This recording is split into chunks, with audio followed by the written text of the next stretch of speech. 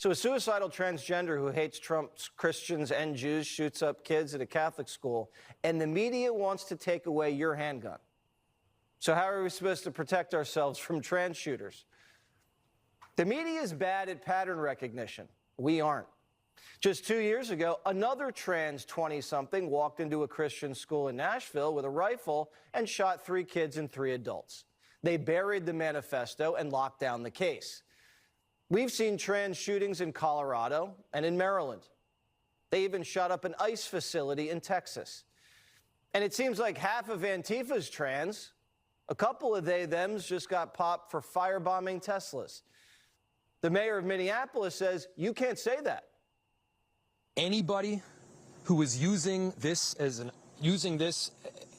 opportunity to villainize our trans community or any other community out there has lost their sense of common humanity. We should not be operating out of a place of hate for anyone. We should be operating from a place of love for our kids. I don't hate anyone who thinks they're trans. I feel sorry for them. But statistically, the trans population has been prone to violence. That's not villainizing, that's reality. And if you can't recognize reality, you're in danger. We love the American people, especially American children. And if they're troubled and believe they're somehow a girl trapped in a boy's body, we want to get them help. We don't want to give them hormones and operate on them. Society shouldn't be trying to produce more trans kids. We shouldn't be encouraging an emotional disorder or whatever this is. And doctors should stop profiting from it. Great Britain ended child sex change surgeries. They said it's barbaric, and they're right.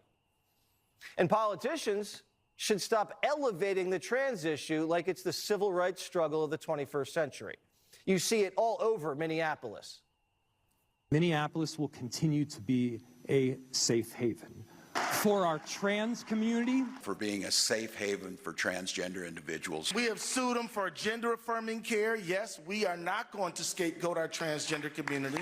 When our children tell us who they are, it is our job as grown-ups to listen and to believe them. So when your 9-year-old tells you he's a horse, do you let him sleep out in the barn and eat hay? What are we doing here? Just a few years ago, the psychiatric community classified transgenderism as a mental illness.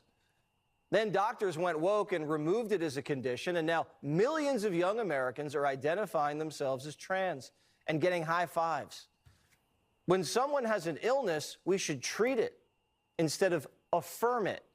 We don't celebrate schizophrenia. We don't encourage depression. Teenagers are confused. Sometimes these things are just a phase. And if they're not, all right, then a grown man can wear a dress. If he wants to do that in America, he has that right. We're a pretty darn tolerant society. But the left's weaponizing trans kids and turning them into culture warriors. And they've been turned loose against the church, schools, and Trump. You see it, I see it. The trans clan has a militant wing, and it's out for blood. They're taking lives, defiling churches, and freaking everybody out. And some politicians are doing more to protect shooters like Westman than soft targets like schools. In 2023, private schools in Minnesota begged Governor Walz to fund more school safety. They told him it was an urgent and critical need. Minnesota had an $18 billion budget surplus, but the governor didn't do it. Instead, he turned Minnesota into a trans sanctuary.